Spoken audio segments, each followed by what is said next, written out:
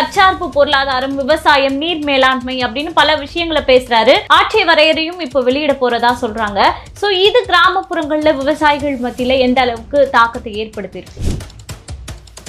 சீமான் அவர்கள் காரைக்குடியை தேர்ந்தெடுத்தது சரிதானா அப்படின்ற ஒரு கேள்வியும் இருக்கு. மண்ணின் மைந்தர் தான் மண்ணை ஆளணும் அப்படிங்கிறது அவங்களுடைய கோட்பாடா வச்சிருக்காங்க. அப்ப அவர் அந்த மாவட்டத்தை சார்ந்தவர். அது ஒரு ஸ்டார் தொகுதியாக மாறுமா சார்? கட்டாயம் இல்லை. இப்ப சீமான் நிக்கிறாருனாவே சீமான் எத்தனை வாக்கு வாங்க போறாரு, எம்எல்ஏ வாங்க போறாரு இன்னைக்கு எல்லாருமே போய் பார்ப்பாங்க இல்லையா? அது முதல்ல ஏற்கனவே எச் ராஜா நின்ன தொகுதி. வேட்பாளரே ஒரு சீமானா அங்க போகும்போது ஒரு கட்சியினுடைய தலைவர் ஒரு மாற்று அரசியல முன்னிறுத்தக்கூடிய ஒரே ஆள் அங்க இருக்கிறாருன்னு போது அது கட்டாயமா அவங்களுக்கு ஒரு இது வரைக்கும் எம்எல்ஏக்களே நாம் தமிழர்ல இருந்து வரல. இப்போ முதல் எம்எல்ஏவா சீமான் அங்க இருந்து வருவாரா?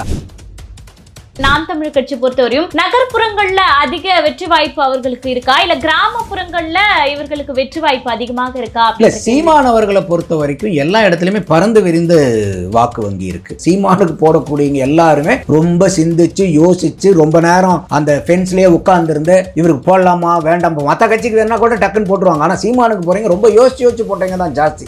மாரல் கோட் ஆஃப் கான்டாக்ட் வந்த உடனே பாருங்க, நாங்க எல்லாம் ஊரை பூரா சுத்தி வருவோம். நாங்க எல்லாமே இப்ப இவங்க தான் போட்டு எல்லாத்தையும் கண்ட்ரோல் பண்ணிட்டு இருக்காங்க அப்படின்னு இன்னைக்கு வரைக்கும் அவர் வெளியே வரல. சென்னைங்கிறது திமுகவினுடைய கோட்டை. இந்த கோட்டையில ஓட்டையை போடுறதுக்கு திமுக அவ்வளவு சுலபமா விட்டுருமா?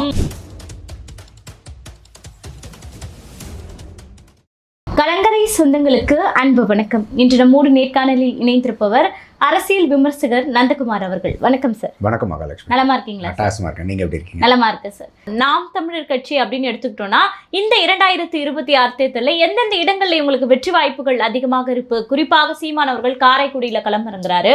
அங்க வெற்றி வாய்ப்பு எப்படி இருக்கு? டிவிக்கேன்னு எடுத்துக்கிட்டோம்னா அவங்க முழுக்க சென்னையை படையெடுக்கிறாங்க. விஜயாக இருக்கட்டும், மாதவர்ஜுனா, புசி ஆனந்த் எல்லாமே சென்னையில படையெடுக்கிறாங்க. ஸோ இவர்களுக்கு வெற்றி வாய்ப்புகள் எப்படி அமைவதற்கான வாய்ப்பு இருக்கு சார்? இல்ல, சீமான் அவர்கள் இன்னைக்கு காரைக்குடியில நிற்கிறாருன்னா அந்த தொகுதி ஆல்மோஸ்ட் 90% லிட்ரஸி இருக்கக்கூடியது. அதுல 25 வயசுக்கு மேல 44 வயசுக்கு உட்பட்ட வாக்காளர்கள் சற்றேறக்குறைய 44% இருக்காங்க. ஏன் அந்த 25 to 44 வயசை மட்டும் நான் எடுக்கிறேன்னாக்கா, இன்னைக்கு ஃபர்ஸ்ட் டைம் ஓட்டர்ஸ் ஜாஸ்தி விஜய்க்கு இருப்பாங்க. அதில் எனக்கு மாற்று கருத்து இல்லை. ஏன்னா அவங்களுக்கு பெரிய அளவுக்கு அரசியல் புரிதல் இருக்காது. அவங்க இது வரைக்கும் சினிமாவில் பார்த்து ஒரு ரசிகனாக இருக்கிறவங்க ரசிகர் தொண்டராக மாறுறாங்க. அப்போ அவங்க விஜய்க்கு தான் ஓட்டு போடுவாங்க. ஆனால் 25 வயசுங்கும் போது நீங்கள் 18 வயசில் வாக்களித்ததுக்கப்புறம் ஒரு 7 வருஷம் உங்களுக்கு பிடிக்கல அரசியல் எங்கேயாவது ஏதாவது ஒரு வகையில் கவனிச்சுட்டு வருவீங்க. அப்போ ஒரு 18 வயசில் இன்னைக்கு புதுசாக வாக்களிக்க உள்ள வர்ற பையனுக்கும் ஒரு 25 வயசில் ஏற்கனவே அடைஞ்சிருக்கிறவனுக்கும் ஒரு அரசியல் புரிதலில் ஒரு பெரிய வித்தியாசம் இருக்கும். அப்போ இந்த 25லேருந்து 44 வயசுக்குள்ளார இருக்கவங்க கூட அந்த அரசியல் புரிதல் அதிகமாக இருக்கும். அந்த மாதிரி வாக்காளர்கள் 44% பேர் அங்கே இருக்கிறது சீமான் அவர்களுடைய அரசியலுக்கு ஒரு வலு கொடுக்குன்னு பார்க்குறேன்.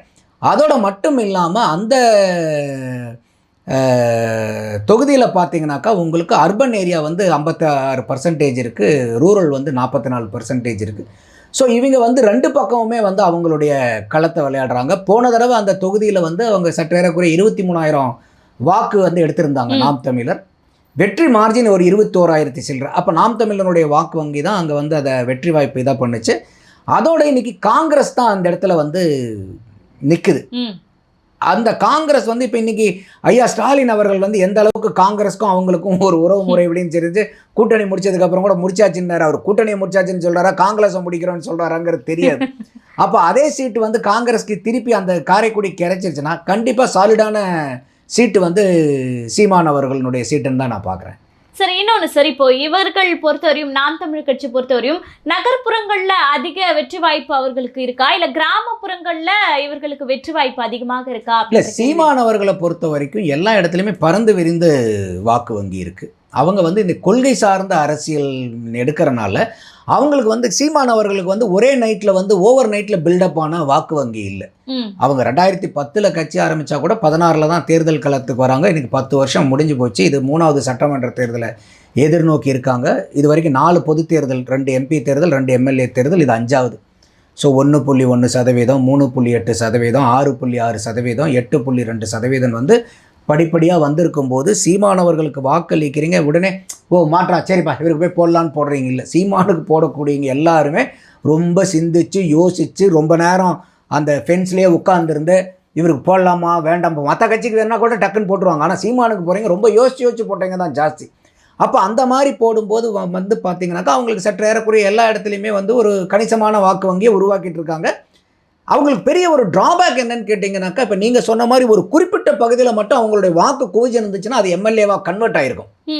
ஆனால் அவங்களுக்கு வந்து இந்த ஒரு ஒரு கருத்தியல் ரீதியாக கொள்கை ரீதியாக அவங்க கட்டமைக்கிறனால என்னன்னாக்கா, அந்த மக்கள் வந்து எல்லா இடத்துலையும் அந்த கருத்துக்கு உண்டான ஆதரவு ஏற்படும். ஆனால் ஒரு சமுதாயத்தை நீங்கள் வந்து ஒரு கொள்கை ரீதியாக ஒரு இடத்துல இருந்து இன்னொரு இடத்துக்கு நீங்கள் நகர்த்தணும் போது அதுக்கு காலம் அதிகமாக தேவைப்படணும், மெனக்கடணும். நீங்கள் ஏகப்பட்டது இது சீமான் அவர்களால் மட்டும்தான் இவ்வளோ மெனக்கட முடியும். வேறு எந்த அரசியல் கட்சியாக இருந்தாலும் முதல் தேர்தல் 2வது தேர்தலை பார்த்துட்டு போயிட்டு எங்கேயோ கூட்டணி போயிருப்பாங்க. ஆனால் சீமான் அவர்கள் இதில் தெளிவாக இருக்கார். அப்போ அவருக்கு வந்து இந்த அதே மாதிரி இன்றைக்கி அவங்க எடுக்கக்கூடிய போராட்டங்கள் எல்லாமே சுற்றுச்சூழலை சார்ந்து நிறைய போராட்டங்களை நம்மளே அதை பற்றி நிறையா பேசியிருக்கோம். அதை பூராமே நிறையா வரவேற்று இருக்கேன் நான். இன்றைக்கி அரசியல் கட்சி நிறைய பேர் கூட கிண்டல் பண்ணாங்க என்ஜிஓ பண்ணுறதான்னு. இன்றைக்கி சுற்றுச்சூழலியல் சரியில்லாமல் யாராவது நீங்கள் உயிர் வாழ முடியுமா, நான் உயிர் வாழ முடியுமா? அப்போ ஒரு அரசியல் கட்சி வந்து இதை முன்னெடுத்து போகுதுன்னா இதை பாராட்டாமல் அதை நக்கல் நையாண்டி பண்ணுறது என்ன மாதிரி மனநிலை இது? கண்டிப்பாக. அப்போ அதெல்லாம் வந்து இன்றைக்கி மக்கள் பார்க்குறாங்க இல்லையா? ஸோ அப்போ வந்து பரவாயில்ல, எது மக்களுக்கு தேவையான அரசியல், எது வந்து வாக்கு வங்கி அரசியல், எது வந்து காசு சம்பாதிக்கிறதுக்கான அரசியல், இல்லை மாற்றத்துக்கான அரசியல்னு பார்க்கும்போது சீமானவர்களுக்கு இந்த சப்போர்ட் வந்து ஒரு பறந்து விரிந்து எல்லா இடத்துலையுமே வந்துக்கிட்டு இருக்குது. ஆனால் அவங்க இன்னும் வந்து ஒரு ஒரு ஃபோக்கஸ்டாக ஒரு செலக்டிவான தொகுதிகளை எடுத்து அந்த இடத்துல வந்து 2ஆம் கட்ட 3ஆம் கட்ட தலைவரை உருவாக்கி அந்த இடத்துல வந்து எலக்ட்ரல் மேனேஜ்மெண்ட் சிஸ்டத்தை இன்னும் சிறப்பாக செயல்பட்டாங்கன்னா அது சீட்டாக கன்வெர்ட் ஆகும். இப்போ நீங்கள் டிவிகேக்கு வந்து பார்த்தீங்கன்னா ஏன் சார் அவங்க சென்னையை நோக்கி முக்கிய வேட்பாளர்கள் அதை தான் சொல்ல வரேன். இப்போ இன்றைக்கி டிவிகேனுடைய நிலைப்பாடு என்னென்னா, அவங்களுக்கு கிராமத்தில் சப்போர்ட் இல்லைங்கிறத அவங்களே நினைக்கிறாங்க. அவங்க என்ன நினைக்கிறாங்கன்னா, நமக்கு வந்து நகரங்களில் தான் நமக்கு வந்து ரசிகர்கள் ஜாஸ்தி இருக்காங்க, அதே மாதிரி வந்து தொண்டர்களும் ஜாஸ்தி இருக்காங்க. அப்போ வந்து நமக்கு சிட்டி பேஸ்டில் வந்து நமக்கு ஸ்ட்ராங் ஹோல்டு இருக்குது, வில்லேஜில் வந்து நமக்கு அந்த அளவுக்கு பெரிய ஹோல்டு இல்லை. என்ன காரணம்னு கேட்டிங்கன்னா, இன்றைக்கி வில்லேஜ் சைடில் வந்து பார்த்தீங்கன்னாக்கா இந்த அரசியல் வந்து ரொம்ப ஸ்ட்ராங்காக இருக்கும். இப்போ இன்றைக்கி நீங்கள் நகர்ப்புறத்தில் இருக்கிறீங்களா பெருசாக அரசியல் பேச மாட்டாங்க. இதே நீங்கள் சிட்டியை விட்டு பேசினீங்கன்னா அங்கே குடும்பமே என்ன அரசியல் குடும்பங்கிற மாதிரி தான் இருக்கும். கண்டிப்பாக அங்க வந்து விவசாயம் அது சார்ந்த பிரச்சனைகள் எல்லாமே தெரிஞ்சவங்களா இருப்பாங்க. அந்த கட்சிக்காரங்க அதிகமாக போய் அந்த பிரச்சனையில் நின்று இருப்பாங்க கூட. ஒன்றா திமுகவோ அண்ணா திமுகவோ நாம் தமிழரோ எந்த கட்சி அங்கே விடுதலை சிறுத்தைகளோ இல்லை கம்யூனிஸ்டுகளோ அவங்க போய் அவங்களோட நிற்பாங்க களத்தில். ஆனால் இவங்க அந்த மாதிரி களத்தில் போய் நிற்கல. ஸோ அந்த மாதிரி இருக்கும்போது இவங்க நிற்கிறது என்னன்னாக்கா, சிட்டியில் நமக்கு வாக்கு வங்கி இருக்குதுன்றாங்க. அதனால் சிட்டியை வந்து மையப்படுத்தி, அதுவும் குறிப்பாக சென்னையில் வந்து அவங்க அதிகமாக அவங்க வேட்பாளர்களை நிறுத்துறதுக்கு காரணம் அதுதான். இதை விட்டு போனால் அருண்ராஜ் திருச்செங்கோட்டில் நிற்கிறாரு, சிடி நிர்மல்குமார் திருப்பரங்குன்றமா என்னமோ கேட்குறாருன்னு நினைக்கிறேன். அப்புறம் கோபி செட்டி அவர் ஆரம்ப காலத்தில் அவரை வந்து நீங்கள் டிவிகே காரன்னு பார்க்க முடியாது. நீங்கள் அந்த ஊருக்காரு, அவர் அந்த ஊரில் பரிச்சயப்பட்ட அதிமுக காரர் இன்றைக்கி டிவிகேல இருக்கார். டிவிகேனால அவருக்கு அந்த ஊரில் செல்வாக்கு இல்லை, அவருக்கு ஏற்கனவே இருக்கிற செல்வாக்கை டிவிகே பயன்படுத்திக்குதுன்னு தான் நம்ம பார்க்கணும். அப்போ அந்த மாதிரி இருக்கும்போது அவங்க வந்து நமக்கு வாக்கு வங்கி பிரதானமான நகர்ப்புறங்களில் தான் இருக்குது, கிராமப்புறங்களில் அவங்களுடைய வாக்கு வங்கி இல்லைங்கிறது சர்வேக்களும் சொல்லுது. அவங்களுக்கு சர்வேக்கள் சொல்கிறது பூரா ஒரு 15 to 20% வாக்கு வங்கி இன்றைக்கும் டிவிகேக்கு இருக்குதுன்னு சொல்கிறாங்க. அவங்களுடைய குறைபாடுகளை பூராமே அவங்க நிவர்த்தி பண்ணி விமர்சனங்கள் எந்தெந்தெல்லாம் விமர்சனங்கள் அவங்க வந்து சரி பண்ண வேண்டிய விமர்சனங்கள் இருக்கோ அதையெல்லாம் சரி பண்ணாங்கன்னா அவங்க நல்லது. இன்னும் வந்து தேர்தலுக்கு என்ன இருக்குது, இன்னும் அவங்களுக்கு வந்து ஒரு 38 நாள் தான் இருக்குது, 37-38 நாள். இப்போ அதுக்கப்புறம் கூட நீங்கள் இன்னும் வந்து போராட்டத்துக்கு இல்லை வந்து வெளியே வந்து ஒரு பிரச்சாரத்துக்கு வரலாம்னா, இப்போ இதே சொன்னாங்க இன்றைக்கி 2-3வது நாள் இன்னைக்கு வரைக்கும் விஜய் அவர்கள் வெளியே வரல.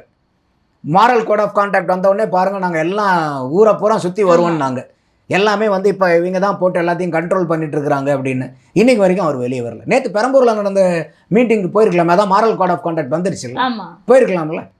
பெரம்பூர் தொகுதியில் போய் அங்கே நின்று இருந்திருக்கு. இது கொளத்தூர் தொகுதியில் நேற்று நடத்தினாங்களா, அங்கே போய் நின்றுருக்கலாம்ல. அப்போ வந்து இது இன்னும் காலம் அவங்க எந்த காலத்துக்காக கணியன் வெயிட் பண்ணிட்டு இருக்காங்கன்னு தெரியல. திமுக கோட்டையாக இருக்குல்ல சார் சென்னைன்னு. இப்போ அது இது என்ன பெரிய ஒரு இதுன்னா, இன்னைக்கு நீங்கள் சொன்ன மாதிரி சென்னைங்கிறது திமுகவினுடைய கோட்டை. இந்த கோட்டையில் ஓட்டையை போடுறதுக்கு திமுக அவ்வளோ சுலபமாக விட்டுருமா? அப்போ இதையெல்லாம் நம்ம கூட்டி கழித்து பார்க்கணும். அவங்களுக்கு இருக்கக்கூடிய ஆதரவு சிட்டியில் இருக்குதாங்கிறது அவங்களுடைய கணிப்பு. ஆனால் இன்றைக்கி வந்து அதிமுகவே சென்னையில் சிட்டியில் வந்து ஃபைட் பண்ணுறதுக்கு பெரிய அளவுக்கு அவங்களுக்கு இன்னும் அந்த பேஸை எடுக்க முடியல. கண்டிப்பாக 1000 விளக்கு தொகுதியை தவிர வேற பெரிய அளவுக்கு எடுக்க முடியல. இன்றைக்கி திமுக அவருடைய கோட்டையாக இருக்குது. அப்போ இதை வந்து அவங்க அவ்வளோ சுலபமாக விட்டு கொடுத்துருவாங்களா, இல்லை இவங்க சொல்கிற மாதிரி நேரேட்டிவை செட் பண்ணுற மாதிரி நிற்கிற மாதிரி நின்று ஜெயிக்கிற மாதிரி ஜெயிக்கிறாங்களா தெரியல நமக்கு. ஸோ அதெல்லாம் தான் பல சந்தேகங்களை நமக்கு வந்து எழுப்புது. சரி, இப்ப ஒருவேளை இவர்களுக்கு டிராபேக் ஆனா அது திமுகக்கு பெரிய பிளஸ் தானே. அதுதான் இங்க நேரட்டிவே செட் பண்றாங்க. இப்போ ஒன்னா நானும் இல்லைன்னா நீங்கிற களத்துக்கே ஏன் வராங்க? நீ என்னை அடி, நான் டெல்லி அடிக்கிறேன். புரியுது சார். அப்போ நீ கடைசியில் தேர்தல் வர வர உன்னுடைய பலகீனத்தை ஏற்படுத்திக்கோ. உன்னுடைய பலகீனம் என்னுடைய பலமாக மாறும். ஏன்னா நம்ம ரெண்டு தானே களத்தில் இருக்கிற மாதிரி காமிக்கிறோம். அப்போ இதுதான் அவங்க வந்து ஒரு நேரட்டிவை செட் பண்ணுறாங்கங்கிற மாதிரி பல பேர் பேசுறது நமக்கு ஆரம்பத்தில் இந்த மாதிரி நேரட்டிவ்லாம் நம்பிக்கை இல்லாமல் இருந்துச்சு. பட் இப்போ நடக்கக்கூடிய இதிலெல்லாம் வச்சு அந்த கனெக்டிங் த டாட்ஸ் பார்க்கும்போது பல பேர் சொல்கிறது இதெல்லாம் உண்மையாக இருக்குமோங்கிற ஒரு எண்ணம், ஐயப்பாடு நமக்கே வருது. கண்டிப்பா சார். இப்ப சீமான் அவர்கள் தற்சார்பு பொருளாதாரம், விவசாயம், நீர் மேலாண்மை அப்படின்னு பல விஷயங்களை பேசுறாரு. ஆட்சி வரையறையும் இப்போ வெளியிட போறதா சொல்றாங்க. ஸோ இது கிராமப்புறங்கள்ல விவசாயிகள் மத்தியில எந்த அளவுக்கு தாக்கத்தை ஏற்படுத்தியிருக்கு? இல்லை, இன்னைக்கு வந்து ஒரு கிராமப்புற வளர்ச்சிங்கிறது ரொம்ப அத்தியாவசிய தேவை. ஏன்னா இன்னைக்கு வந்து நகரமயமாக்கலே வந்து இன்னைக்கு ஒரு பெரிய பிரச்சனையா இருக்குது நமக்கு. ஏன்னா இன்றைக்கி சிட்டியில் வந்து பார்த்தீங்கன்னாக்கா எல்லாமே இருக்குது. ஆனால் நீங்கள் ரோட்டில் ஒரு சாதாரண ஒரு 6-7 கிலோமீட்டர் போனோன்னா 1-1.25 மணி நேரம் ஆகுது பீக் ஹவர்ஸில். அப்போ இந்த ரோட்டில் இவ்வளோ டிராஃபிக் இருக்கும்போது ஒரு எல்லாத்துக்குமே வந்து ஒரு வண்டியாக இருந்தால் கூட ஒரு லோடு கேரிங் கெப்பாசிட்டின்னு இருக்கும். இத்தனை பேர்த்துக்கு மேலே வண்டியில் ஏறக்கூடாது. லிஃப்ட்டாக இருந்தால் கூட இத்தனை பேர்த்துக்கு மேலே இருக்கக்கூடாதுன்னு இருக்குது. சினிமா தேட்டர்னா கூட இத்தனை நேரத்துக்கு மேலே இருக்கக்கூடாது, இத்தனை பேர்த்துக்கு மேலே. அந்த மாதிரி இன்றைக்கி உங்களுக்கு வண்டி வாகனமும் வந்து ஒரு ஊர் இருக்குன்னா இத்தனை பேர்த்துக்கு மேலே இருந்தால் அது சுகாதாரமாக இருக்காது, தண்ணி பத்தாது, காற்று மாசுபடும், போக்குவரத்து அதிகமாக இருக்கும்போது இப்போ இது எல்லாமே வந்து நகரமயமாக்கலினுடைய பிரச்சனைகள். எல்லாருமே இன்றைக்கி நான் வெளியூர். அப்போ இங்கேருந்து வந்து சென்னையில் இருக்கிறவங்க என்னென்னா இங்கே இருக்கக்கூடிய வசதி வாய்ப்புக்காக நம்ம இங்கே வரோம். ஆனால் நம்ம ஊர்லேயே இதே வசதி வாய்ப்பு கிடைச்சதுன்னா, இதே வேலை வாய்ப்பு கிடைச்சதுன்னா, இதே தரமான கல்வி கிடைச்சதுன்னா, அப்போ எல்லாமே எல்லா இடத்துலையும் கிடைக்கும் போது ஏன் வந்து ஒரு இடத்துல வந்து சங்கமிக்கணும் எல்லாரும்? இல்லை. அப்போ அந்த மாதிரி வந்து ஒரு கிராமப்புற வளர்ச்சியை வந்து முன்னெடுத்து போகக்கூடிய எந்த ஒரு பொருளாதார கொள்கையும் நல்ல கொள்கை.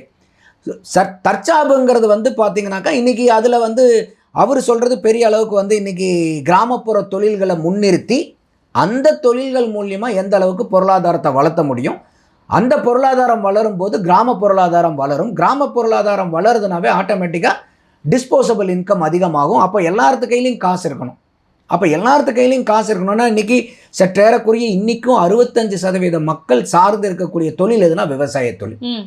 நம்ம ஒரு பக்கம் எங்களுடைய ஸ்டேட் ஜிஎஸ்டிபி வந்து 11.19% உயர்ந்து வச்சுக்கிறோம். அதே விவசாய தொழில் -6%, -6ல் இருக்கிறோம். விவசாயிகள் கண்ணீர் விட்டுட்டு தான் இருக்காங்க. அப்போ அந்த தொழிலை முன்னிலைப்படுத்தி விவசாயிகள் சார்ந்த தொழிலை அதிகமான ஆட்கள் வேலை செய்யக்கூடிய தொழில் எதுவோ அதுக்கெல்லாம் நம்ம ஒரு வளர்ச்சி உண்டு பண்ணலாங்கிறது சீமான் வைக்கக்கூடிய ஒரு கொள்கையாக இருக்குன்னு நான் பார்க்குறேன். சரிங்க சார். இன்னொன்று வந்து பார்த்தீங்கன்னா இப்போ பெண்கள் மத்தியில் வந்து பார்த்தீங்கன்னா இலவசங்களை தாண்டி மது ஒழிப்பு அப்படின்றது இப்போ இருக்க அந்த சட்டம் ஒழுங்கு பிரச்சனையால் அதிகமாக எதிர்பார்க்கப்படுது. எந்த கட்சிகளும் இதுவரை வாய் திறக்கலை. விஜயிடம் எதிர்பார்த்தாங்க, அவரும் அந்த வாக்குறுதியை கொடுக்கல. ஸோ சீமான் அவர்கள் பூரண மதுவிலக்கு அப்படின்றத தன்னுடைய கொள்கையாக அறிவிச்சிருக்காரு. ஸோ இது மூலயமா பெண்கள் வாக்கு நாம் தமிழருக்கு எந்த அளவுக்கு பாசிபிள் இருக்கு? இல்லை, கட்டாயமாக இன்றைக்கி மது ஒழிக்கணும்னு நினைக்கிறவங்க வேறு யாருக்கிட்டையுமே ஆப்ஷன் இல்லை இன்னைக்கு வரைக்கும். விஜயம் சொல்ல போகிறது இல்லை அதை. அப்போ வந்து இன்றைக்கி நாம் தமிழர் கட்சி வந்து என்ன சொல்லுதுன்னா ஒரு மாற்றம் கொண்டு வராங்க. கல் அப்படிங்கிறத கொண்டு வராங்க. அதில் எனக்கும் மாற்று கருத்து இருக்குது. ஐயா நல்லுசாமி கூட என்ன சொல்கிறாருனாக்கா கல்லுக்கு கடையும் வேண்டாம் தடையும் வேண்டாங்கிறார். ஏன்னா ஒரு கல்லுங்கும் போது ஒரு ஒத்த கல் மரத்தினுடைய கல்லை குடிக்கும்போது உடம்புக்கு ஆரோக்கியம் இருக்குன்றாங்க. நான் கல்லுக்கு கடை கொண்டு வரதில் எனக்கு உடன்பாடு இல்லை. சீமான் அவர்கள் சொல்கிற மாதிரி எனக்கு அந்த கல்லு கடையில் உடன்பாடு இல்லை, கல்லுக்கு தடை வேண்டாங்கிறதுல எனக்கு உடன்பாடு. அப்போ என்னன்னா இன்றைக்கி வந்து ஒரு ஏன்னா இவங்க இன்றைக்கி வரைக்கும் அந்த டாஸ்மாகை சொல்கிறதுக்கு 2 காரணம் சொல்கிறாங்க. ஒன்று வந்து என்ன சொல்கிறாங்க, வருமானம் போயிடும். வருமானம் இப்போ இங்கே 50,000 கோடி இல்லைன்னா நாம் வந்து அரசியல் கட்சி அரசாங்கமே நடத்த முடியாதுங்கிற அளவுக்கு நீங்கள் அவ்வளோ ஒரு சாராய வியாபாரத்தை நம்பி இருக்கிறீங்கன்னா எந்த அளவுக்கு அவலமான ஆட்சின்னு பார்த்துக்குங்க. கண்டிப்பாக. ரெண்டாவது என்ன சொல்கிறாங்க, இல்லைங்க இது இல்லைன்னா கள்ள சாராயம் வந்துடும். அப்போ இன்றைக்கி எப்படி கள்ளச்சாராயம் மதுராந்தகத்தில் 24 பேர் எப்படி செத்தாங்க, கண்டிப்பாக இங்கே 66 பேர் கள்ளக்குறிச்சியில் எப்படி செத்தாங்க, அங்கெல்லாம் டாஸ்மாக் இல்லையா? அப்போது இதெல்லாம் வந்து பொய்யும் புரட்டும். அப்போ வந்து நீங்கள் ஒரு மாற்றுன்னு நீங்கள் வந்து ஒரு கல்லை கொண்டு வரும்போது ஒரு மரத்துலேருந்து இறங்கி அவங்கவுங்க மரம் இருக்கிற இடத்துல போய் கல் வேணுங்கிறவங்க கல்லை குடிச்சிடலாம், கடை வேண்டாங்கிறது என்னுடைய எண்ணம். ஸோ அந்த மாதிரி போய் இருக்கும்போது என்ன ஆகுனா ஆட்டோமேட்டிக்காக அவனுக்கு இது இல்லைனாலும் ஏதோ ஒன்று அவனை வந்து நீங்கள் படிநிலை இறக்குறீங்க. இப்போ என்ன ஆகுதுன்னா நீங்கள் பிராண்டியை குடிச்சு விஸ்கியை குடிச்சு அவனுக்கு 10லன்னு அவன் வந்து கஞ்சாக்கு போகிறான். கஞ்சா அடிச்சு 10லன்னு என்ன போகிறான், சிந்தட்டிக் ட்ரக்குக்கு போகிறான். நீங்கள் இந்த மாதிரி வளர்ச்சியில் போய்கிட்டு இருக்கிறீங்க. இப்போ சீமான் என்ன சொல்கிறாரு, இப்படி இறக்கிட்டு வருவாங்கிறார். அப்போ இது வந்து ஒரு போதையை ஒழிக்கணுங்கிறவங்க இப்படி தானே சிந்திக்க முடியும். அப்போ அந்த இடத்துல வந்து சீமானுடைய எண்ணத்தை வந்து நான் கட்டாயம் வரவேற்கிறேன். அந்த மாதிரி இன்றைக்கி வந்து தமிழ்நாட்டில் போதை கலாச்சாரம் அழியணும், இல்லை வந்து டாஸ்மாக் ஒழியணும்னு நினைக்கிறவங்க வந்து சீமான் வந்து ஒரு நல்ல ஆல்டர்னேட்டிவாக அவர் வைக்கக்கூடிய திட்டங்களை பார்க்கும்போது ஏன் நம்ம ஏன் சீமான் ஆதரிக்கக்கூடாதுங்கிற எண்ணம் வரும் இல்லையா? கண்டிப்பா சார். இன்னொன்று, சீமான் அவர்கள் காரைக்குடியை தேர்ந்தெடுத்தது சரிதானா அப்படின்ற ஒரு கேள்வியும் இருக்கு. இல்லை, அது வந்து அவங்களுடைய எண்ணம் தான். யாருமே ஏன் நீங்கள் இங்கே நிற்கிறீங்க அங்கே நிற்கிறீங்களா, அவர் என்ன சொல்கிறாருன்னா ஒரு மண்ணின் மைந்தர் தான் மண்ணை ஆளணும் அப்படிங்கிறது அவங்களுடைய கோட்பாடாக வச்சுருக்காங்க. அப்போ வந்து அவர் வந்து அந்த மாவட்டத்தை சார்ந்தவர், அவருடைய அந்த பகுதியை சார்ந்தவர், அதனால் அந்த இடத்துல நிற்கலாங்கிறது ஒரு நல்ல ஒரு சிந்தனையாக தான் நான் பார்க்குறேன். அது ஒரு ஸ்டார் தொகுதியாக மாறுமா சார்? கட்டாயம் இல்லை. இப்போ சீமான் நிற்கிறாருனாவே சீமான் எத்தனை வாக்கு வாங்க போகிறாரு, எம்எல்ஏ வாங்க போகிறாரான்னு இன்றைக்கி எல்லாருமே போய் பார்ப்பாங்க இல்லையா? அது முதல்ல ஏற்கனவே எச் ராஜா நின்ன தொகுதி. அப்போ வந்து அவர் கார்த்திக் சிதம்பரம், ப சிதம்பரம் அவங்களுடைய பூர்வீகமாக அந்த ஏரியாவும் அந்த ஏரியாவாக மாறுது. அப்போ கட்டாயம் வந்து வேட்பாளரே வந்து ஒரு சீமானா அங்கே போகும்போது ஒரு கட்சியினுடைய தலைவர் ஒரு மாற்று அரசியலில் முன்னிறுத்தக்கூடிய ஒரே ஆள் அங்கே இருக்கிறாருங்கும் போது அது கட்டாயமாக அவங்களுக்கு வந்து ஒரு பார்வை, அந்த எல்லாருமே வந்து சீமான் என்ன ஆக போகிறாரு, இது வரைக்கும் எம்எல்ஏக்களே வந்து நாம் தமிழர்லேருந்து வரல, இப்போ முதல் எம்எல்ஏவா சீமான் அங்கேருந்து வருவாரா அப்படிங்கிறது எல்லாத்தினுடைய பார்வையும் அங்கே போய் சேரும் இல்லையா? அது கட்டாயமாக அது வந்து ஒரு ஸ்டார் கான்ஸ்டிடியூன்சி தான் அது. கண்டிப்பாக சார். நடப்பு கால அரசியல் குறித்து பல்வேறு தகவல்களை பகிர்ந்துக்கிட்டீங்க. தொடர்ந்து பேசுவோம். நன்றி. நன்றி மகாலட்சுமி.